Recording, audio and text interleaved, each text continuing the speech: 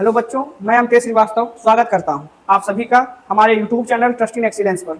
12वीं मैथ का तीसरा अध्याय है जिसकी प्रश्नावली 3.2 पर आज चर्चा कर दी है।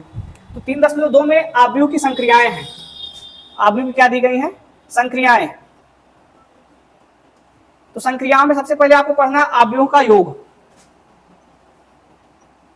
आव्यूह का योग कैसे करते हैं?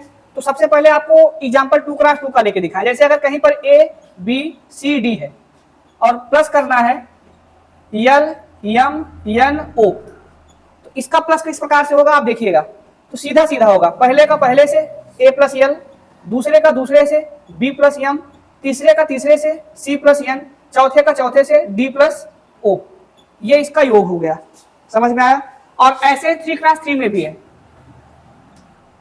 जैसे अगर आपको एग्जाम्पल संख्याओं का दें 1 2 3 4 5 6 7 8 9, ये पहला आव्यूह है और इसको जोड़ना है 2 4 6 8 10 12 14 16 18, इन दोनों को जोड़ना है।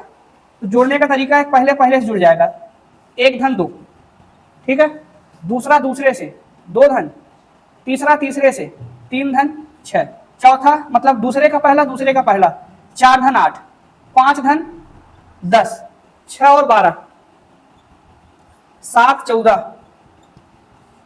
8 16 और 9 18। अब इसके बाद जोड़ आप कर ही लेंगे। जोड़ कैसे किया जाता है? मतलब 2 1 3 4 2 6 6 3 9, जोड़ के अगली लाइन लिख देंगे, यही इसका हल हो जाएगा। समझ में आया? तो ये आव्यूह का योग है। इतनी बात क्लियर है? आव्यूह का योग। इसके बाद आव्यूह का किसी अदिश से गुणा कैसे करते हैं? जैसे लिख दे पहले, आव्यूह का किसी अदिश से गुणा।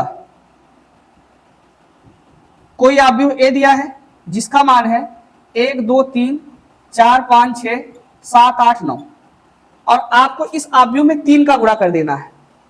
अगर 3 का गुणा कर दे तो ये 3 तो एक संख्या ही तो है। 3 संख्या, अगर संख्या को हम क्या कहते हैं? अदिश कहते हैं। संख्या कैसी होती है? अदिश होती है। संख्या की कोई दिशा नहीं है। अगर मुझे ज्ञात करना 3 है तो 3 ए का मतलब इसी ए का 3 गुना, तो सभी में मैं किसका गुणा कर दूंगा? 3 का गुणा कर दूंगा। बराबर हो जाएगा 3 एक कम 3, 3 दूनी 6, 3 तिहाई 9, 12 15 18 21 24 और 27। ये इसमें 3 ए का मान आ गया। समझ में आया? अगर आपको लिखना है के ए, इसका मतलब आप जो भी आव्यूह दिया गया है उन सभी अवयवों में किसका गुणा करेंगे? के का गुणा कर देंगे। ये हो जाएगा के 2 के 3 के 4 के 5 के 6 के 7 के 8 के और 9 के। समझ में आया? ये हो गया आव्यूह का किससे गुणा? किसी अदिश से गुणा। क्लियर है? अगर आपको इसका घटाना ज्ञात करना हो, यहां योग की जगह मैं क्या लिख दूं? घटाओ लिख दूं, घटाना लिख दूं। यहां पर चिन्ह बदल जाएगा माइनस का, और माइनस का मतलब जो जैसे आपने प्लस किया था वैसे आपको माइनस कर देना है। हर जगह चिन्ह किसका लग जाएगा? माइनस का लग जाएगा, और कोई बदलाव नहीं। यहां पर अगर आपने बीच में चिन्ह माइनस का लगा दिया, ये क्या बनेगा? 1 - 2, 2 - 4, 3 - 6, 4 - 8, 5 - 10, 6 - 12, 7 - 14, 8 - 16 और 9 - 18। अब तो आपको घटाना आ ही जाएगा। ये आव्यूह का घटाव हो गया। तो जोड़ घटाना समझ में आया। अब आपको प्रक्रिया बताते हैं गुणा की। यही थोड़ा सा टिपिकल है। आपको अगर गुणा समझ में आ गया तो आपको इन सब में कोई दिक्कत नहीं आएगी। तो इसको मैं मिटा रहा हूं। जो भी आपने पढ़ा वो पढ़ा है आव्यूह का अदिश से गुणा। अब आव्यूह का आव्यूह से गुणा करेंगे। जैसे एक आव्यूह ए है, अभी मैं 2x2 में बताता हूं, फिर 3x3 में बताऊंगा। आव्यूह ए का मान हम 1 2 3 4 ले रहे हैं और बी बराबर 3 4 5 6, इसको हमने लिया है। आइए अब इसका गुणा कर दें। मतलब अगर आपको ए बी ज्ञात करना है तो ए को लिखेंगे 1 2 3 4, उसके जस्ट बगल में बी वाला मान लिखेंगे 3 4 5 6। समझ में आया? अब इन दोनों का गुणा करना है। तो गुणा करने का तरीका यह है, जब भी हम पहली पंक्ति लेंगे, पहली पंक्ति गुणे कौन सा स्तंभ? पहला स्तंभ करके जितने भी अवयव होंगे सबको जोड़ते जाएंगे। का तरीका देखिएगा, पहली पंक्ति 1 2 है ना, इसका गुणा किससे करेंगे?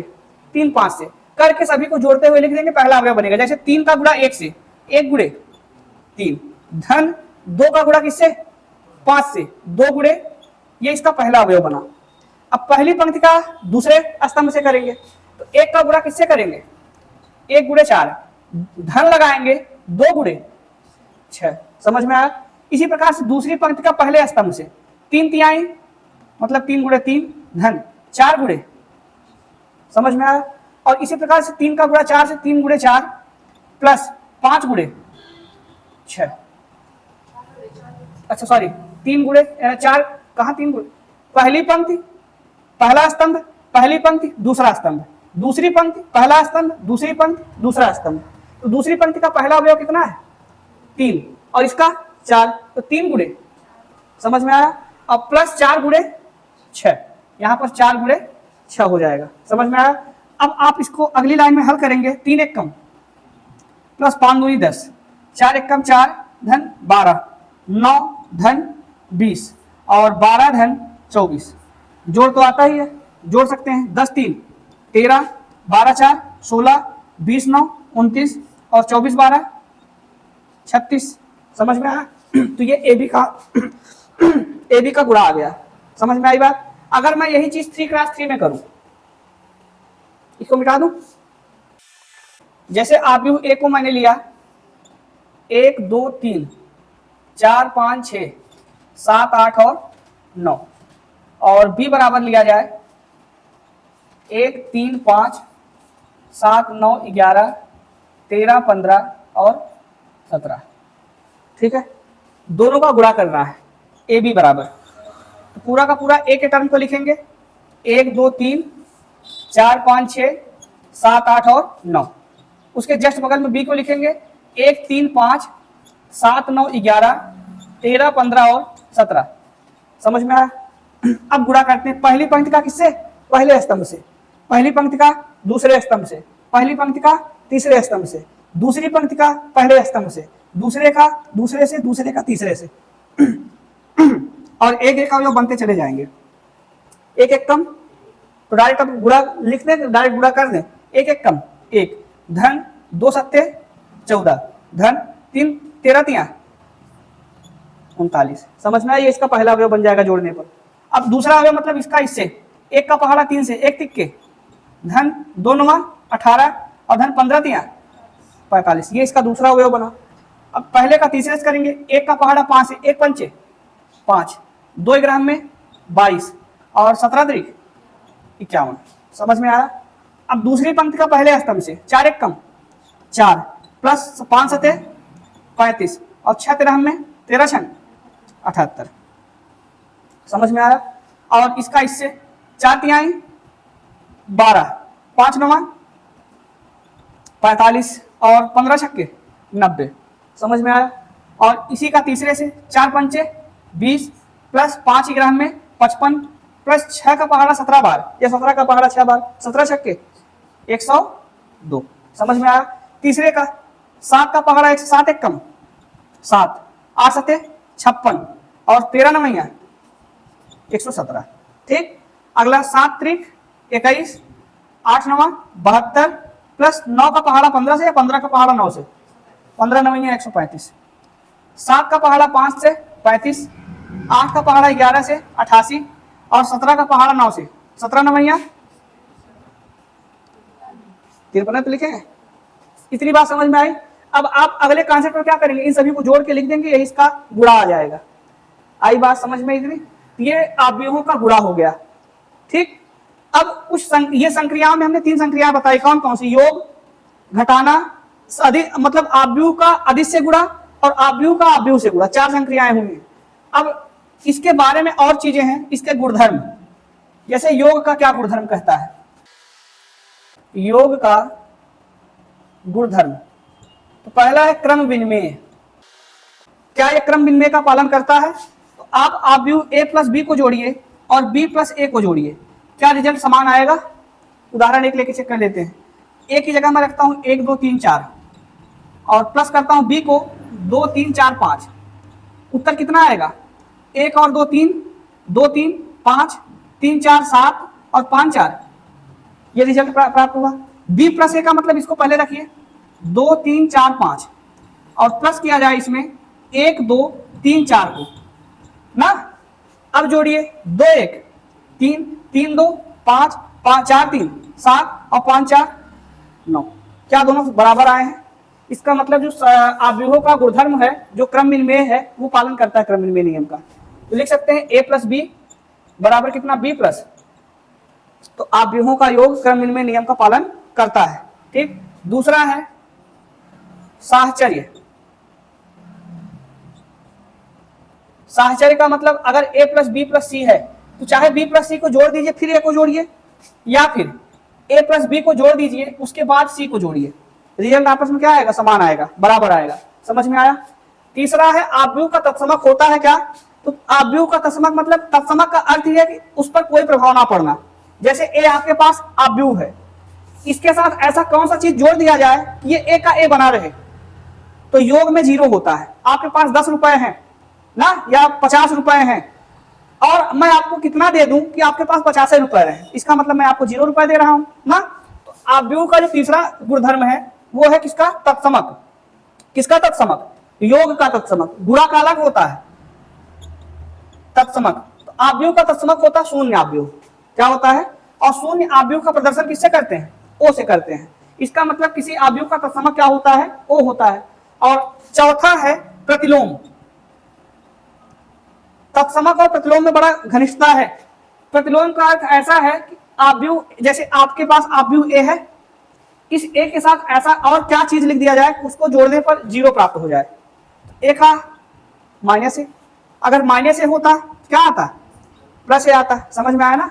इसका मतलब कि किसी आव्यूह का प्रतिलोम क्या होता है? उसका उल्टा होता है। उल्टा का मतलब अगर प्लस है तो माइनस होगा, माइनस है तो क्या होगा? हम आव्यूह ए का गुणधर्म लिख रहे हैं ना, इसका मतलब ए का प्रतिलोम क्या हुआ? ए का प्रतिलोम होगा माइनस ए। इतनी बात क्लियर है? ये आव्यूह के योग के गुणधर्म है। अब मैं गुणा का गुणधर्म बताता हूं। आव्यूह गुणन के गुणधर्म, तो पहला है वही सेम चीज, क्रम विनिमय। क्या ये क्रम विनिमय का पालन करेगा? मैं गुणा करके ट्राई कर लेता हूं। 1 2 3 4 ये आव्यूह ए था और इसके साथ आव्यूह बी का गुणा कर दिया जाए 3 4 5 6। ठीक। गुणा करिए कितना आएगा? 1 का पहाड़ा 3 से 3 1 कम, धन 2 पंचे 10।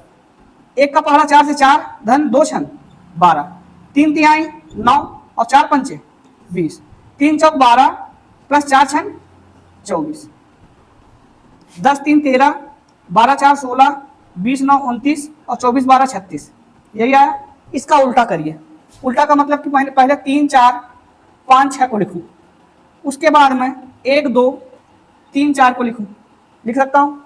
अब गुणा करिए, 3 1 कम प्लस 4 तिहाई 12। समझ में आया? 3 दूनी 6 प्लस 4 चौक 16, 5 1 कम 5 प्लस 6 3 18 और 5 दूनी 10 प्लस 6 चौक 24। समझ में आया?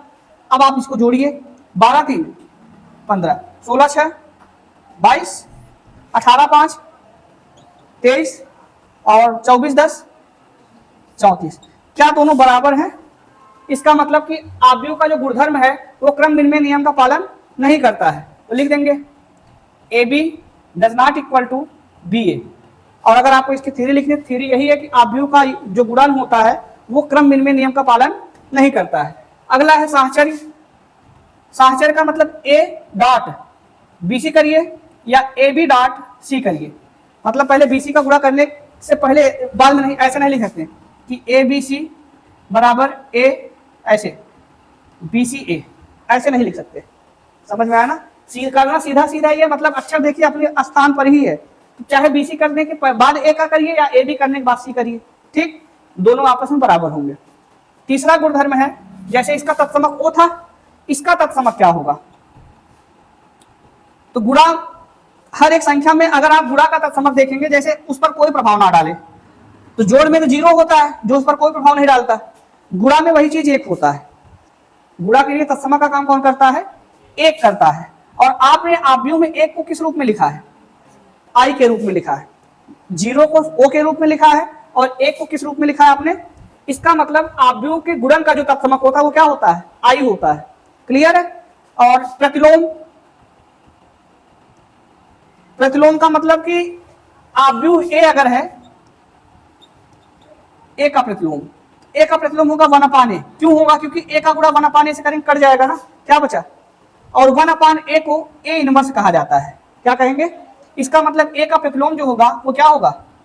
ए इनवर्स होता है। इतनी बात समझ में आई?